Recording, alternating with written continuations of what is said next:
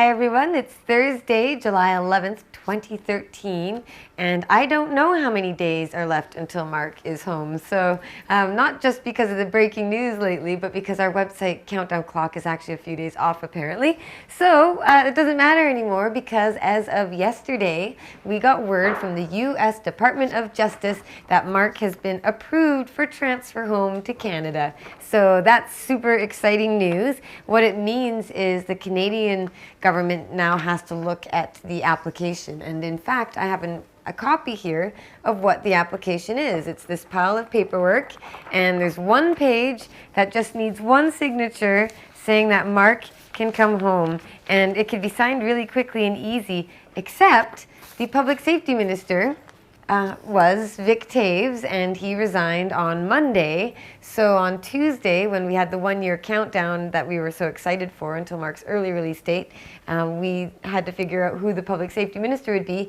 And then on Wednesday, we got the news that he was approved. So right now, the person in charge of the public safety minister's work, like signing this sort of paperwork, is the Justice Minister. And the Justice Minister is Rob Nicholson. And Rob Nicholson was the man who signed Marc away in 2010 to be extradited to the US. So I don't know if that works in our favor, like Rob would maybe just sign it off and bring him home quickly, or if he'd like to try and punish us for I don't know what reason, but we don't really know, except that's who we need people to contact. So on freemarc.ca and soon on cannabisculture.com, we're going to have the people you're meant to contact. And we really hope to get a lot of support for this because Marc definitely has the majority support to come home. We just need it expressed to the people who make that decision, and that's the government here. So right now, it means that Marc still has a couple months to go in the US.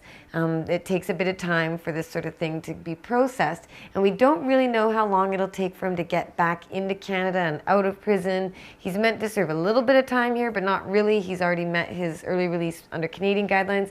It's all very confusing because the Conservatives, in their very cruel, harsh, tough on crime punishment agenda, have made it harder for people to get out of prison early for their first time nonviolent offenses and all that. So we don't really know exactly how it's going to unfold, but let's just say it's the same as we thought before. Best case scenario, home right before Christmas, and that would be such a special treat.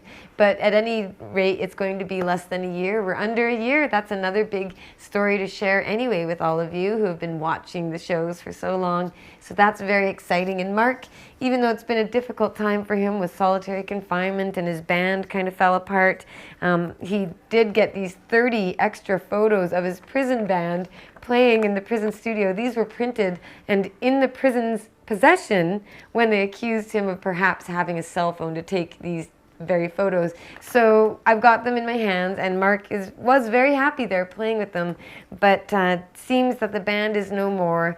Yazoo, the most popular band in Yazoo Medium Security Prison, Mississippi, United States of America, is disbanded. And now Marc's going to be coming home, so it doesn't look like they'll be getting back together, and hopefully there's never ever a reunion tour. So that's, it's nice to have these photos, but it's also kind of, it feels a bit old to me. I'm so excited, looking forward to what's to come, that all this prison stuff, I just want to get past it. But we also have other exciting stuff going on the very same day. Marc is very, very excited about this. He's going to get a copy, and he has photos. I sent him already. But Fresh Magazine here in town, I told you guys last week, did an interview with me, and they talked to me about what it's like with Marc in prison and why we need to legalize marijuana and just things about being a woman in the world and all that sort of stuff, I guess. But I've never done a spread like that, and that's me on the cover to my great surprise.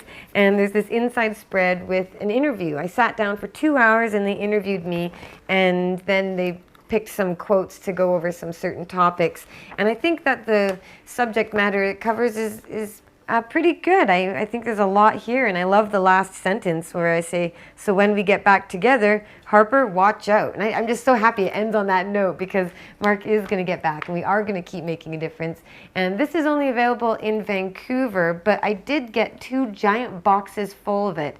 So if anybody wants a copy or something signed by me, I guess you could have that. Marc told me, get a lot of copies so you can sign them for people. But, I don't know what to do with them. They're just for the memory box, I guess. But it's pretty awesome because it means a lot when a mainstream advert or a mainstream publication that doesn't have anything to do with policy, they said that it took a bit of courage to put this out there and to have a political activist saying legalized pot in the pages of a magazine. But there you go, that's around the city, and maybe with the recent news about Marc getting out, people are going to see the name and go, oh wait, I just heard about that. And they're going to read about me talking about what it's like to not have my husband, and they're going to be very excited Marc's coming home. We have people all over the world sending messages, and on the street and just everywhere people are thrilled, and of course it's very exciting news. But again, we still need approval from the Canadian government, so we need your support.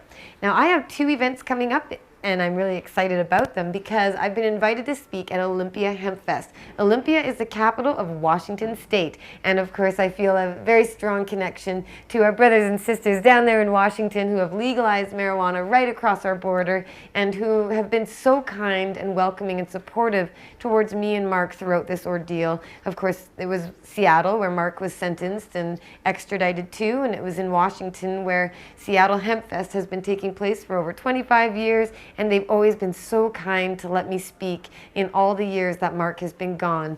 And first with the Olympia Hempfest, that takes place July 27th and 28th. It's a weekend-long event, so you'll be able to come by and say hi and possess your legal marijuana on the state capitol at this giant rally. So go to olympiahempfest.com and check out all the details there, and that will be something to see. Oh my goodness, it's hard to believe even that this is really happening. It's legal there. It's really surreal.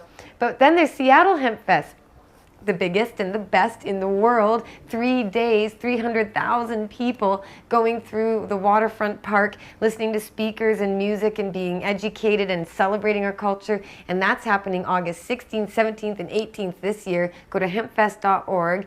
And I've been invited to speak again. Normally I speak every day, and I might be doing the same this year, but I have to admit it's very bittersweet for me because I've been going down there for a few years, and once Marc is home, I won't be spending 5 days in the United States anymore the way I've been doing lately or every year with Seattle Hempfest. It's always been one of the highlights of my year to go down there, and there's just so much love and support, and I just feel so united.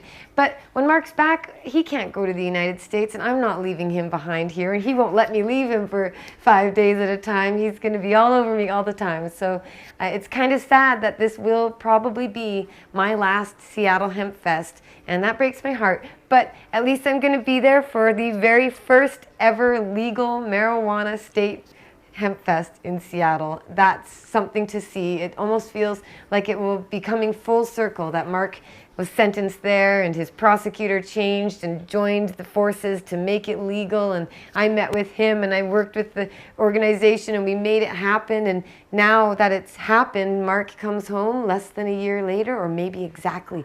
Maybe Marc will come home on November 8th. Wouldn't it be crazy? Anyway, I'm just so excited, as you can tell. But I want to say a huge thank you to everybody in the United States who have been so warm and welcoming to me, being able to come down there and speak and spend time with you and be reminded of how we're all in this together across the border. Our fight is always the same. It's for justice and liberty for all worldwide. And Marc will be back, and we'll be kicking butt, hopefully, and trying to keep making a difference in the world. So I hope to meet you guys at Seattle Hempfest. It's definitely something worth checking out. I mean, come on, the first legal one, you've got to be there. Check out hempfest.org and olympiahempfest.com, and definitely support any events or any organizations in your area that are working for drug policy reform, because Marc said, plant the seeds of freedom, overgrow the government, and you always got to keep taking care of those gardens. So keep growing, everybody, and we'll see you down there in Washington State coming up soon to celebrate.